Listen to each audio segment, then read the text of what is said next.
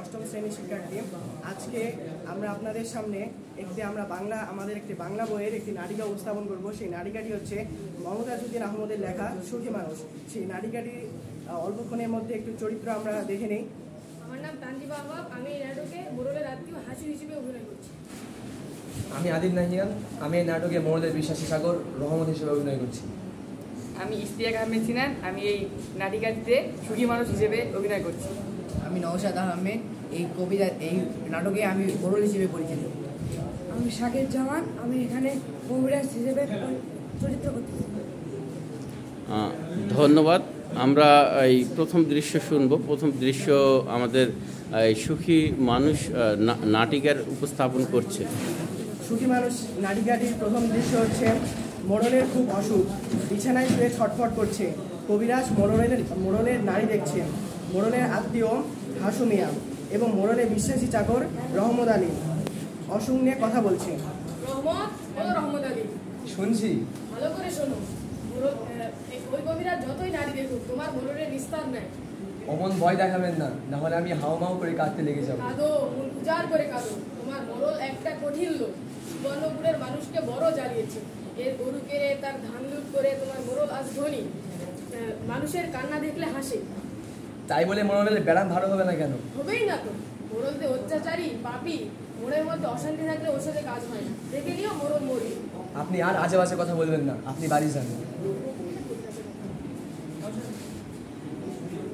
এত কোলাহল করিও না, আমি রোগীর নারী পরীক্ষা করতেছি।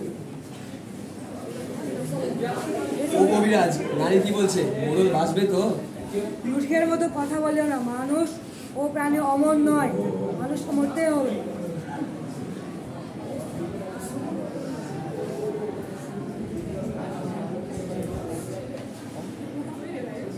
আমাকে বলুন, মোড়ল আমার মামাতো ভাই।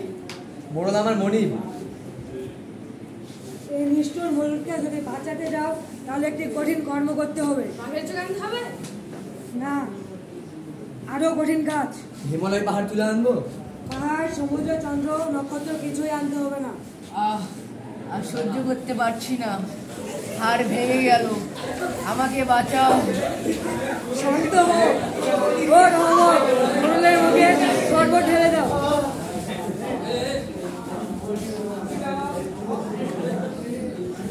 ওই মোড়ল জোর করে আমার মুরগি চুরি করে খেয়েছে। আমি আজ মুরগির দাম নিয়ে ছাড়বো।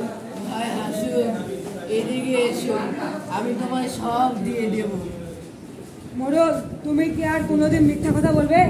আর বলবো না, এই মাথায় হাত রেখে প্রতিজ্ঞা করছি, আমি আর কোনো কিছু জবরদস্তি করব না। আমাকে ভালো করে দাও। লোভে পাপ, পাপের মৃত্যু। আর কোনোদিন লোভ করবে না, আর লোভ করব না, সবাইকে সব কিছু দিয়ে দেব। আমাকে ভালো করে দাও। তাহলে মনে মনে সুখে শুয়ে থাকো। আমি ওষুধের কথা চিন্তা করি। সুখ সুখ কোথায় পাবো? আমায় সুখ এনে দাও। অন্যের মনে দুঃখ দিলে কোনোদিন সুখ পাবে না।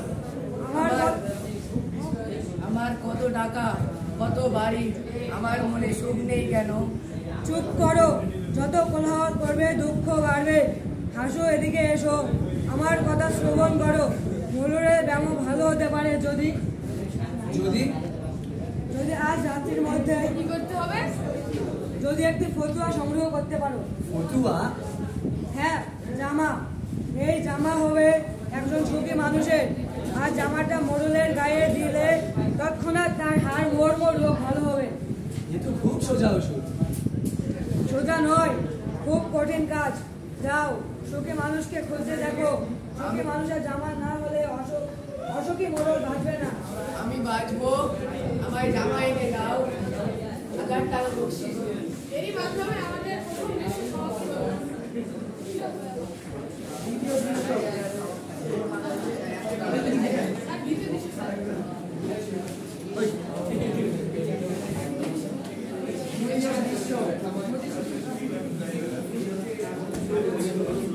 দ্বিতীয় দৃশ্য মনের ধারে অন্ধকার রাত, চাঁদের লাল আলো। ছোট একটি পরিবারের সামনে হাসু মিয়া ও রহমত গালে হাত দিয়ে ভাবছে। কি তাজ্জব কথা! 5 গ্রাম খুঁজে একটি ওষুধ পেলাম না, যাকে ধরি সেই বলে না ভাই,